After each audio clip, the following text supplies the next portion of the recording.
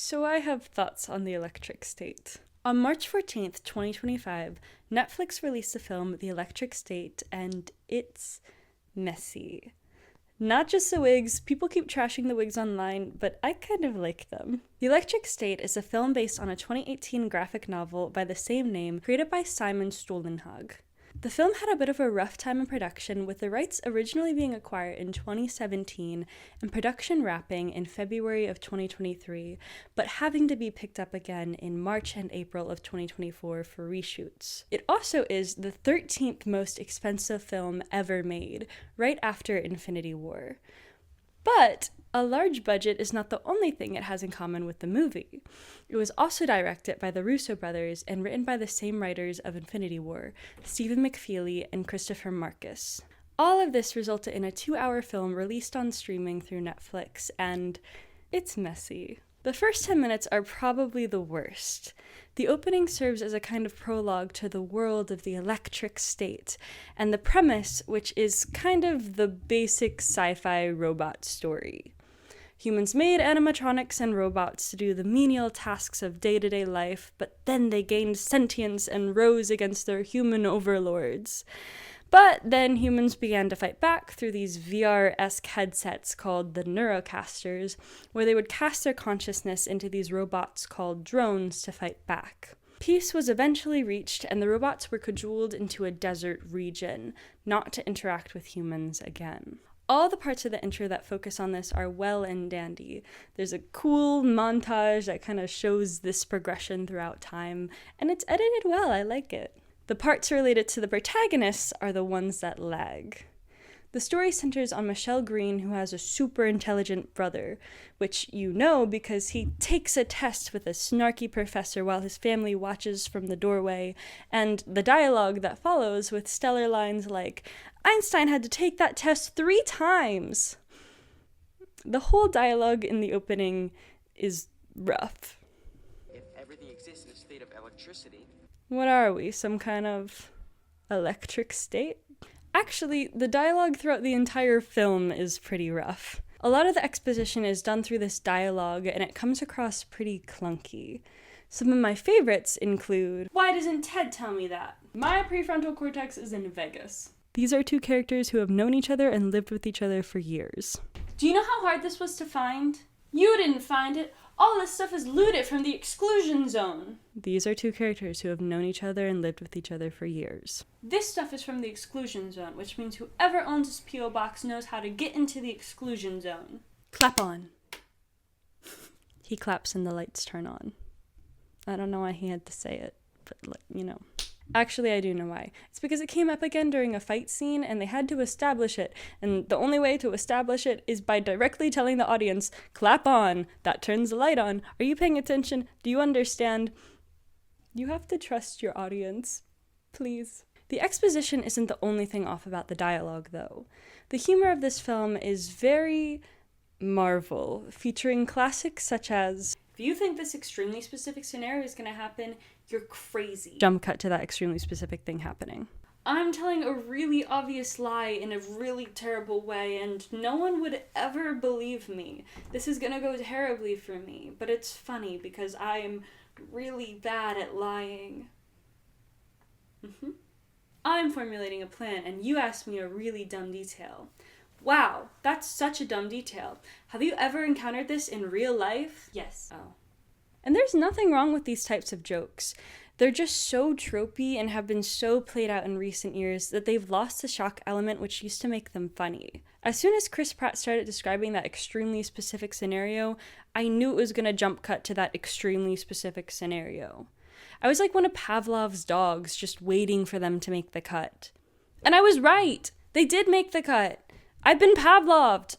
I will give them credit, there were a few lines that got me, and I wrote them down to say, but then I realized that without the context of the film, I don't think they would land as well, so you just have to take my word for it. There are a few laughs to be found. Artificial intelligence, more like artificial unintelligence. See, it's not as funny. After this opening, the film just kind of hops around from place to place, and honestly, I'm not mad about it. I love a good adventure story with different side quests and locations. I think we need more adventure stories with different side quests and locations. I am mad at them for robbing me of my minecart escape scene. Movies should have more minecart escape scenes. They're like a dying breed. Bring them back, please. I miss them. It's like that one Mario Kart level. Ooh, it's like a roller coaster. This will be my platform I'm running on in movie world. More minecart. I need to stop talking about this. In hopping from place to place, the film gathers a bit of an ensemble cast, as Michelle's brother comes to her in the form of a robot, and then they team up with Chris Pratt's character Keith and his robot buddy, and then they all team up with more robots in the desert. All while this is happening, they're being pursued by Butcher, the old leader of the humans who fought against the robot rebellion.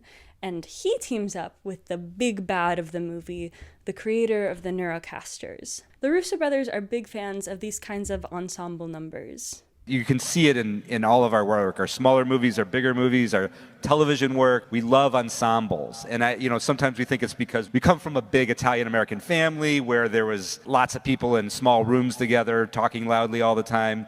And, you just develop a sense of community and an appreciation for the variety of voices that contribute. One of the characters that joins the main cast is Mr. Peanut. Yes, Mr. Peanut of Planters fame, the food brand that sells nuts. You know, that mascot that died during the Super Bowl one year? Before the movie started, I got an ad on Netflix from Planters because they do ads on Netflix now, and it said that Mr. Peanut was in the movie. I thought that they meant like the ad before the movie and that it was presented by Planters, but then he showed up in the movie during the opening montage. Then I thought it was just a cameo during the opening montage, but he then showed up again like a half an hour or so into the movie. Mr. Peanut is a main character in the movie. Mr. Peanut is the leader of the robot rebellion. Why? He isn't the only name dropped in the movie, though. The movie has so many brand tie-ins. Chris Pratt talks about Porsches, we see Sears and JCPenney's. Even the origin story of the robots is accredited to Disney and their theme parks, which gives a vibe of that one dystopian, illegal movie filmed in Disneyland. People come here because they want to feel safe. Bad things happen everywhere. Like, ooh, isn't it so creepy? They're all innocent in this childhood nostalgia, but they're actually violent and evil. I saw a lot of people give reviews saying that this was because the movie didn't really go anywhere new, which is true to some regard, but I realized something else. There is so much typecasting in this movie. Typecasting is when actors are cast in the same roles over and over again, that they kind of have this brand, and then they start to get trapped in that image as they get cast into new movies. And I'm not saying that all these actors are always typecast, but that they have definitely played these roles before. At first, I thought it was just Chris Pratt because he's the most obvious, but I started to realize that all of the principal characters in this movie are typecast. Chris Pratt's character is just Star-Lord from the Guardians of the Galaxy, reskinned, fit with the same quippy one-liners and Avengers humor. The note that I put down for this while watching is just, Chris Pratt is as Chris Pratt always is. Also, no shade, I'm not a Chris Pratt hater. Millie Bobby Brown is another young, headstrong, determined, independent woman on a mission, like Enola Holmes. Ke Huy Quan is a nice and kind of awkward, generally well-meaning, nerdy guy. Giancarlo Esposito is an antagonistic, stern, focused, military-esque man, like in Mandalorian. And Stanley Tucci is Jeff Bezos.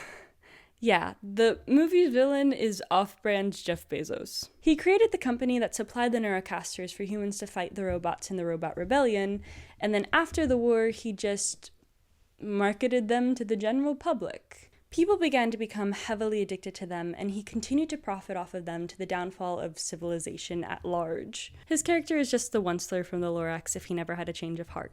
There's also this scene that is really randomly inserted into the movie, which shows him using one of his Neurocasters to live in a fake reality where his deceased, constantly drunk mother is nice to him. The scene only really comes up once again at the end, where off-brand Bezos is giving his big villain monologue, and he's like, "Ha!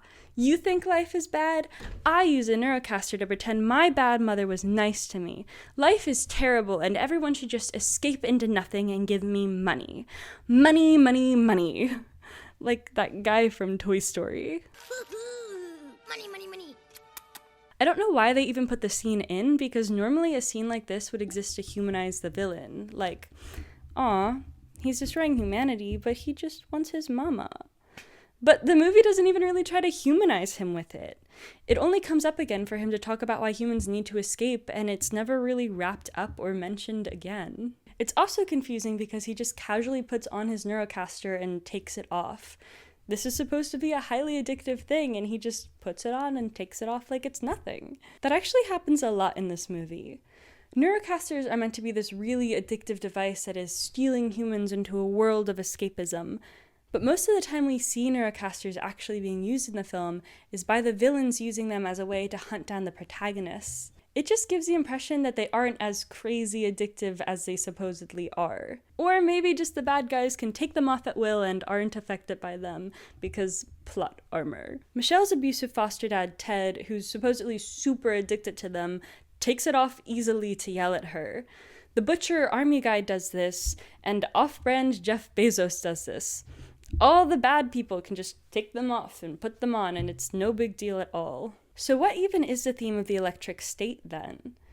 Most of the movie is centered around the unjust treatment of robots by humans. The whole premise of this movie is focused on this war and how robots have had to hide out from humans in order to stay alive. The third act is the robots' battle against Center, the company that created Neurocasters, and being freed. The little epilogue is about the restart of civilization in a better way, where robots and humans can coexist. So is this some kind of thematic metaphor for prejudice and how we can strip groups of people of their autonomy? Or what about the focus on the villainous off-brand Bezos? Is the movie about corporate greed and how focusing too much on profits leads to forgetting the real humans you are trying to help? Or is this movie about how the humans in this alternate world were misdirected and saw the robots as their enemies when it really was off-brand Bezos, and the electric state is about how manufactured fear is harmful and can misguide people from their true enemy? Man, I'm so confused about the theme of this movie. It would be really great if it ended with the main character looking directly at the camera and telling me what its theme is. Oh. Yeah, it's actually about human disconnection in the face of modern technology. But that isn't what the movie focused on! The movie barely included the Neurocasters on normal people and the way that they can cause addiction, leading people to be separated. The movie barely even shows separation or isolation at all. This is touched on a little at the beginning with Michelle's foster dad and school, and it's shown in little glimpses, but it's barely brought up again throughout the movie. Plus, most of the time you see the Neurocasters after the first 10 minutes, they're easily taken on and off by the villains. Majority of the movie centers on the robot rebellion and found family, which, after watching it, makes you think about, wow, look at all those strays who found each other. Not, wow, look at how isolated that world is. How sad and dystopian. Plus, most of the robots in the movies are made for brands. Is the call to action of this movie to buddy up with brands and get all close with them? The problem is, this thematic takeaway of beware the isolating effects of technology is the thesis statement of The Electric State, just not of the movie. This message is the thesis statement of the original graphic novel, and at the end of the day, that's the problem with the Electric State movie. The movie both wants to be the graphic novel and to not be the graphic novel. The Russo brothers, the directors of The Electric State, first found the graphic novel before it was even published. Chris Marcus, one of the screenwriters of the film, found the graphic novel while it was still being funded through Kickstarter in 2017. The Russo brothers bought the rights to turn it into a movie that same year, and the novel was released in 2018. When talking about adapting The Electric State to film at Comic-Con, the Russo brothers said, But you could tell there's a much larger world behind what he's telling you in the graphic novel that you can only guess at. And it works beautifully for a graphic novel, but of course in order to tell a 2-hour feature film, you have to get much more specific about the narrative. So we had a great fun sort of diving in and using his incredible artwork as inspiration to figure out what kind of story we could tell in this world. And that's fair. The graphic novel is so well done, but it is a graphic novel. It is 144 pages, and generally half of that count is taken up by the print and artwork itself. Then the paragraphs of text that do show up are written almost like prose. There's this dreamy, melancholy feeling in them. But maybe some things are just not meant to be 2-hour films. This reminds me of the Dr. Seuss dilemma.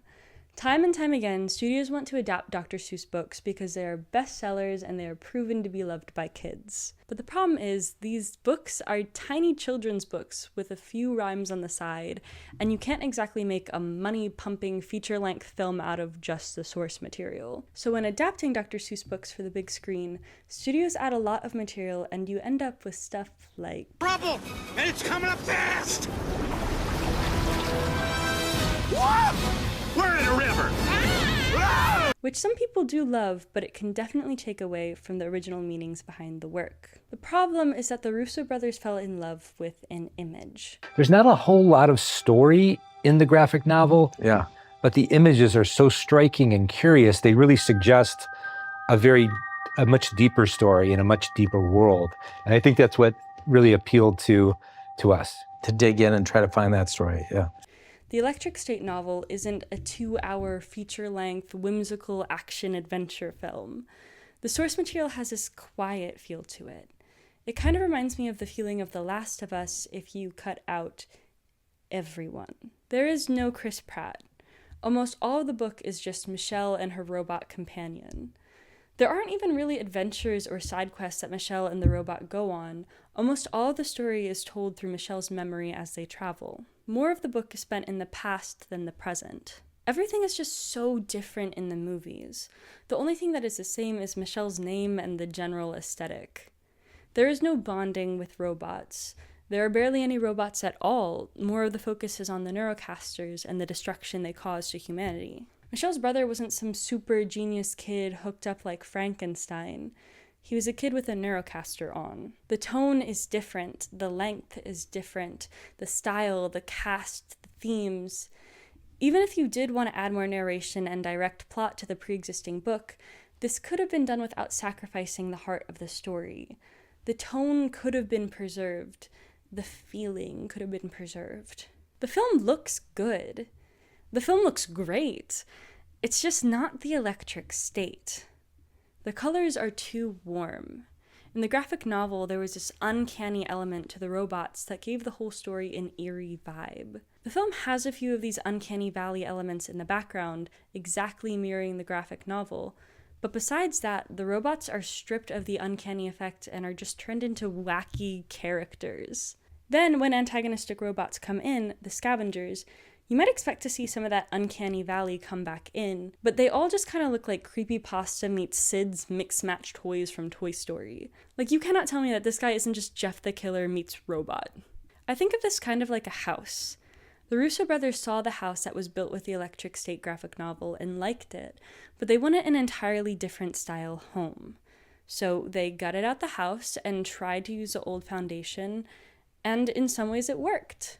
They did use the foundation of the original house, but so much of it just doesn't meld with the new style and sticks out. The exposed wood beams that were once beautiful and rustic look unintentional and incomplete. The themes that once worked perfectly in the graphic novel now seem unthought out and out of nowhere. Like the film wanted to have the cool images from the book, but none of the meaning. And this is not to say anything bad about the Russo brothers. Obviously, they know how to make a great product. Infinity War and Endgame both destroyed the box office, and they are commonly referred to as the last good Marvel films. They also care a lot about their sets. Crew members have said really good things about the experiences of working on them, and the Russo brothers tend to bring a lot of the same crew back time and time again on different projects. The Russo brothers also run a podcast called Pizza Film School, where they talk about films and the filmmaking process, and they swap where they get pizza from each week. And that's just undeniably wholesome. I love watching them talk about the Electric State and how much they have cared about this IP since they first discovered it years ago. I think it's easy to get wrapped up in how much we dislike films that we sometimes forget that there are real people behind them who cared about them. The Russo brothers aren't at a point in their career where they have to take films on for money or to get a foot in the industry. They just loved the Electric State and wanted to work on it. It's just that the movie turned the Electric State into an electric Providence, and the graphic novel wasn't written about Canada. Did that metaphor make sense? Like, I don't know. Now you got the general feeling that the movie gave.